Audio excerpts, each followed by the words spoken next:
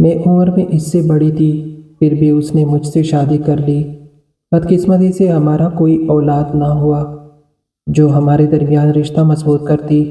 نہ جانے کب اس کی اپنے گھر والوں سے صلح ہو گئی اور وہ روز انہی کے پاس جانے لگا، لیکن مجھے کچھ خبر نہ دی۔ اس نے مجھے یہ تک نہ بتایا کہ وہ اپنی والدین کی مرضی سے دوسری شادی کرنے والا ہے۔ میرے دل پر قیامت ٹوٹ پڑی۔ اس نے شہر کے چھوٹے سے اسپتال میں جب میں نے بطور نرس چارج لیا تو رہائش کا مسئلہ درپیش تھا۔ اس شہر میں میرا کوئی واقف کار بھی نہ تھا جس کے ہاں چند روز قیام کر سکتی۔ جو کوارٹر مجھے ملنے والا تھا وہ ایک ہفتے بعد خالی ہونا تھا۔ دراصل اس کوارٹر میں بھی ایک نرس پروین قیام پذیر تھی۔ وہ پہلے اسی اسپتال میں کام کرتی تھی، پھر کسی نامعلوم وجہ کے سبب استعفیٰ دے چکی تھی۔ چونکہ اس کے رہنے سہنے کا انتظام ابھی تک نہ ہو سکا تھا، لہٰذا اس نے کوارٹر خالی نہ کیا تھا۔ یوں میں بھی اپنی تعیناتی سے 2 دن قبل ہی مظفر گڑھ آ گئی تھی۔ خیال تھا کہ مجھے فوری رہائش مل جائے گی۔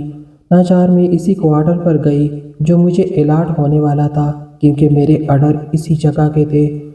دستک پر ایک سلولی دلکش نقوش والی خاتون نے دروازہ کھولا۔ عمر اس کی 27-28 سال کے قریب ہوگی، لیکن چہرے بدن کی وجہ سے وہ اپنی عمر سے کم لگ رہی تھی۔ یہی پروین تھی۔ میں نے اپنا تعارف کروایا تو اس نے مجھے کمرے میں لے جا کر بٹھایا۔ وہ بہت مغموم اور پریشان نظر آ رہی تھی۔ میں نے بتایا کہ صبح ہی بس اڈے پر اتری ہوں، ملتان سے آئی ہوں، چونکہ یہاں کوئی واقف کار نہیں، اس لیے سیدھی اسپتال آ گئی۔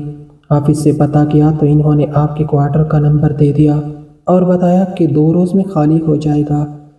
آپ اکیلے رہتی ہے تو سوچا کہ کیوں نہ آپ کے پاس کچھ دیر آرام کر لوں۔ اس نے ٹوٹے ہوئے لہجے میں کہا۔ ضرور۔ تھوڑی دیر ہمارے درمیان خاموشی رہی۔ تبھی وہ اپنے خیالوں سے چونک گئی، جیسے اسے یاد آ گیا ہو کہ اس کے گھر کوئی مہمان آیا ہے۔ کہنے لگی، کیا آپ کے لیے ناشتہ لاؤں؟ میں نے جواب دیا، نہیں، میں نے کینٹین سے کر لیا ہے۔ اس نے بے دھیانی میں میری بات سنی۔ میں نے دوبارہ کہا، میری تعیناتی آپ کی جگہ ہوئی ہے اور رہائش کا مسئلہ ہے۔ پروین نے کہا، میں استعفیٰ دے دیا ہے۔ 2 دن بعد کوارٹر خالی کر دوں گی، کیونکہ مجھے کرائے کے مکان کی چابی یکم کو ملے گی۔ آپ یہ 2 دن میرے ساتھ ٹھہر سکتی ہے۔ میں نے پوچھا، آپ نے استعفیٰ کیوں دیا؟ پروین بہن، اس نے جواب دیا کہ سوال کے جواب کے پیچھے تو میری زندگی کی پوری کہانی ہے۔ آپ معلوم کر کے کیا کریں گے؟ میں نے کہا، کیوں نہیں، انسان ہی انسان کے کام آتا ہے۔ آپ مجھے اپنا دوست اور غمسار سمجھ لیجیے۔ پھر وہ چائے بنا کر لے آئی۔ ابھی تک ہمارے بیچ تھوڑا سا تکلف تھا۔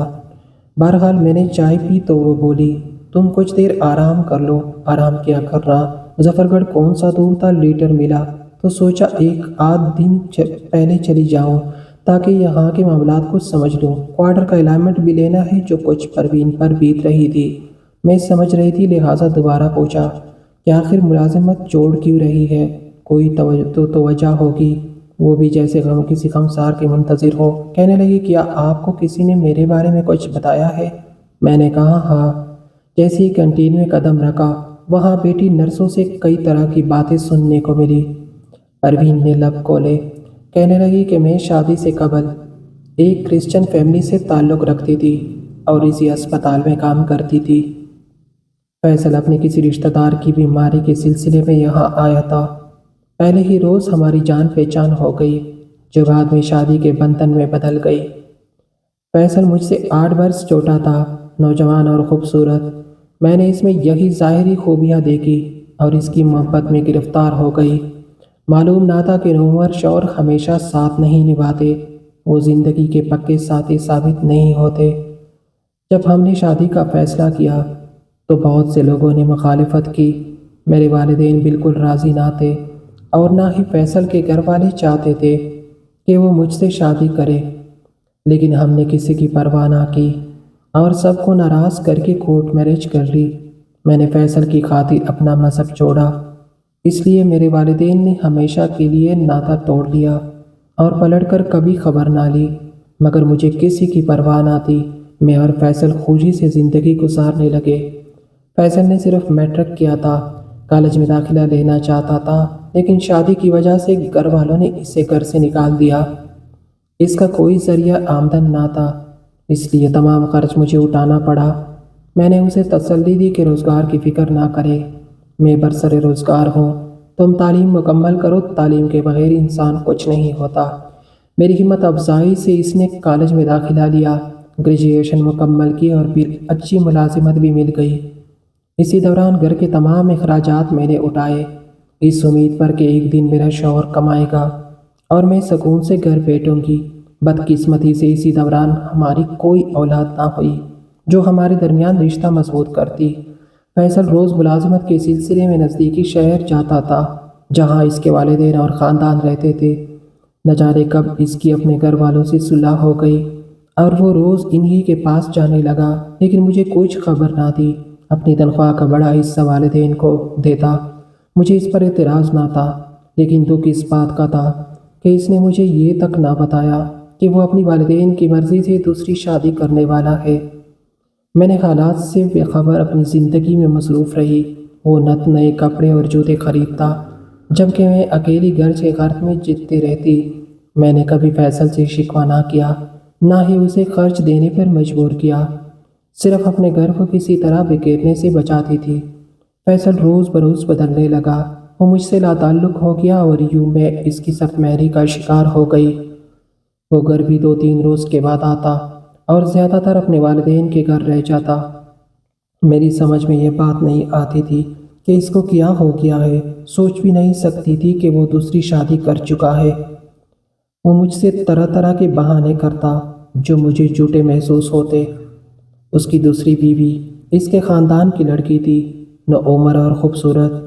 وہ فیصل کو بہت پسند آئی۔ سال بعد اس کے ہاں ایک بیٹی بھی ہو گئی اور میں ابھی تک اس کی دوسری شادی سے لا علم تھی۔ ایک روز میری ایک سہیلی ہمارے شہر آئی۔ وہ اسی محلے میں رہتی تھی جہاں فیصل کی دوسری بیوی کے والدین کا گھر تھا۔ اس نے جب میرے گھر میں فیصل کو دیکھا تو حیرت سے بولی، پروین، کیا یہی تیرا شوہر ہے یا تو شادی شدہ اور ایک بچے کا باپ ہے؟ میں اس کی بیوی کو جانتی ہوں، وہ ہمارے پڑوس میں رہتی ہے۔ میں یہ سن کر سکتے میں آ گئی۔ فیصل سے پوچھا تو وہ شرمندہ ہو گیا اور معافی مانگنے لگا کہ وہ مجبور تھا، والدین کے سامنے بے بس ہو گیا تھا، عمر بھر کے لیے انہیں ناراض نہیں رکھنا چاہتا تھا۔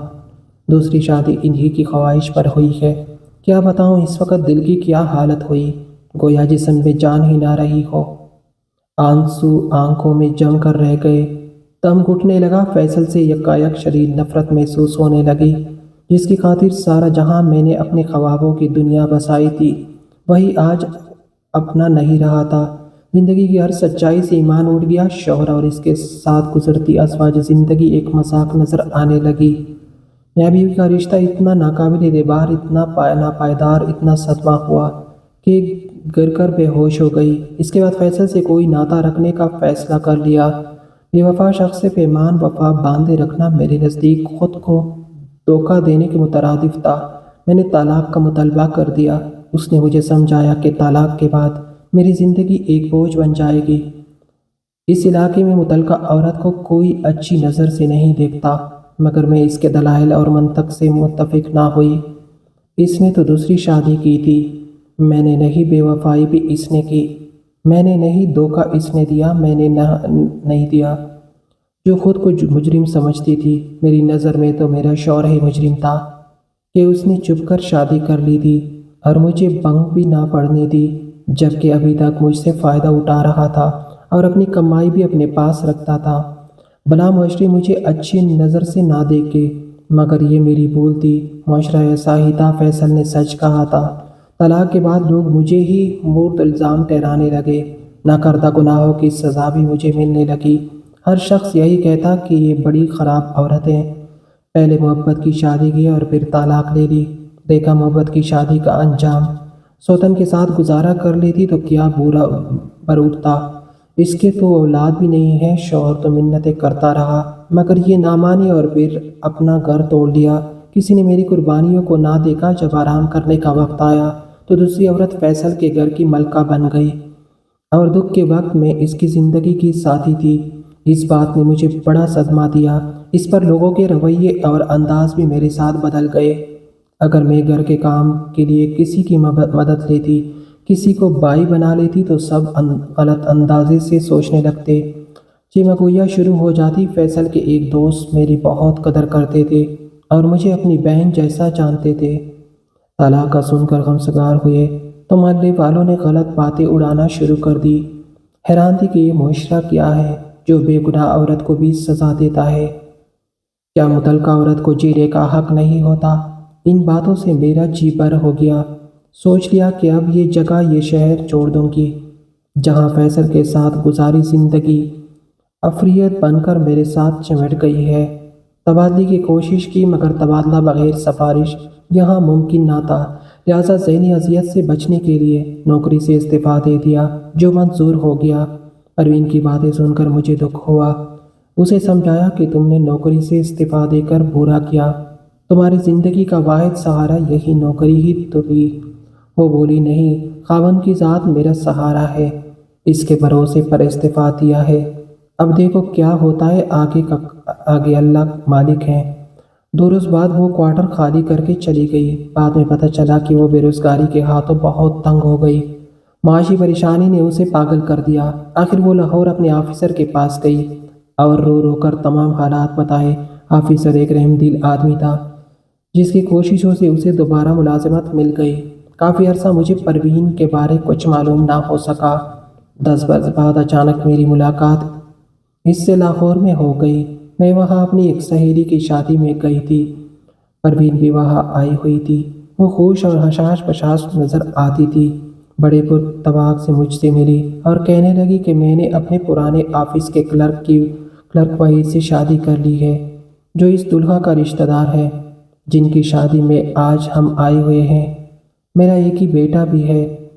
اس کی ساری باتیں ٹھیک تھی، البتہ ایک بات مجھے پسند نہ آئی، وہ یہ کہ پروین نے جس شخص سے شادی کی تھی اس نے اپنی پہلی بیوی کو طلاق دے دی تھی اور اس عورت سے جو بیٹا تھا اسے چین کر پروین کے سپرد کر دیا تھا۔ یہ ظلم پروین نے ایک عورت ہو کر دوسری عورت پر ہونے دیا۔ میں نے اس بارے اسے بتایا تو وہ بے نیازی سے کہنے لگی کہ کیا کرتی، اتنی بے سہارا ہو گئی تھی کہ سہارا نہ ملتا تو میری زندگی کی کشتی کس بنور میں پھنس کر ڈوب جاتی۔ یہ تو اچھا ہوا کہ میں نے عزت سے شادی کر لی۔ اگر کسی عورت کو میری وجہ سے طلاق ہوئی ہے تو مجھے بھی تو کسی عورت کی وجہ سے طلاق ہوئی تھی۔ ایسا تو دنیا میں ہوتا ہی رہتا ہے، ایسا نہیں ہونا چاہیے تھا۔ تم جس دکھ سے گزر چکی ہو، تم کو اس کی شدت کا اندازہ بلانا، پھر تم نے اس صدمے سے اپنی جیسی عورت کو کیوں دوچار کیا؟ مگر وہ میری نصیحت اور ملامت سننے کے موڈ میں نہ تھی۔ وہ شادی میں بن سنور کر آئی تھی۔ خوشی کے ماحول میں ایسی بات سن کر اس کا دل برا ہو گیا۔ اسے میری باتیں احمقانہ اور بچگانہ لگی۔ تبھی وہ بولی، خیال و فکر کی دنیا اور ہوتی ہے اور عمل کی دنیا اور، انسان تجربے سے سمجھتا ہے اور تم نہیں سمجھو گی۔ یہ کہہ کر وہ اٹھ کر چلی گئی اور میں اسے بس دیکھتی رہ گئی۔